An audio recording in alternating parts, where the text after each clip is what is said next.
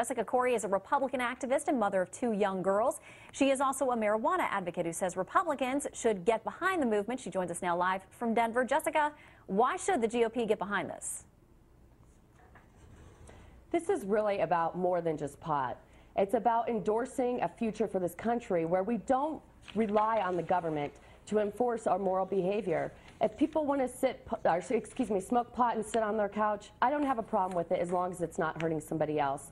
And as we just heard, the national debt is a greater threat to our country than Afghanistan. And when every American born today is issued a bill for $45,000 as their share, there should be no line item left off the table in terms of the budget savings that we so desperately need to ensure our fiscal and international stability. Well, Jessica, you mentioned Afghanistan. I read an interesting article a couple of days ago that said, you know, they're known for their opium production there, but now that cannabis has become a huge cash crop for them as well, that terror groups there have brought in $94 million in the last year with that product. It's becoming a top drug export for them. Do we want to take a chance that in any way we're endorsing or funding terror activity? I think what we're doing is living in a real world. If we look at California, which will see a ballot initiative this November asking voters if they support outright legalization, we're talking about revenues of $1.4 billion a year to California's economy. So if we take the power out of the hands of the black market, out of terrorists' hands in Afghanistan, we're doing the right thing. We're acknowledging that there is consumer demand in the United States for this product. We're allowing adults to consume that product. And we're also acknowledging that the drug war, this 7-decade prohibition experiment, has failed. 1 out of every 2 high school seniors in America admits to having smoked pot within the last year. Am I endorsing pot?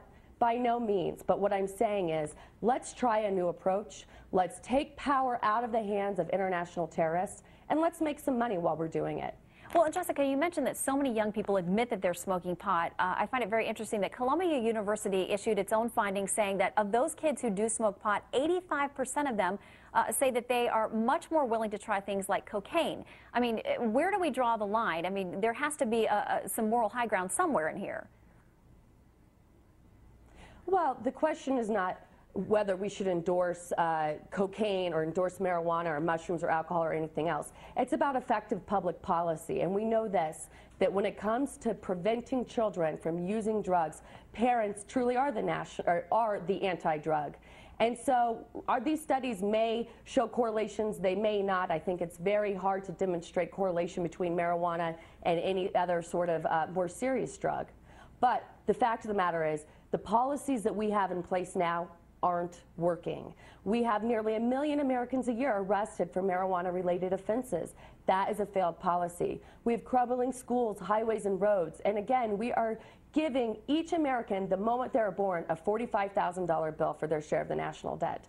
I'm very concerned about my children's economic future, and when it comes to whether or not they will smoke pot or use other drugs, I will be the most effective voice in preventing them from doing so. The government will have no impact, and that is what marijuana prohibition has proven. All right, Jessica, we know you're an involved parent. I wish all others were as to the level that you are. Interesting debate, and we'll watch and see what the California voters decide in November. Thanks for joining us.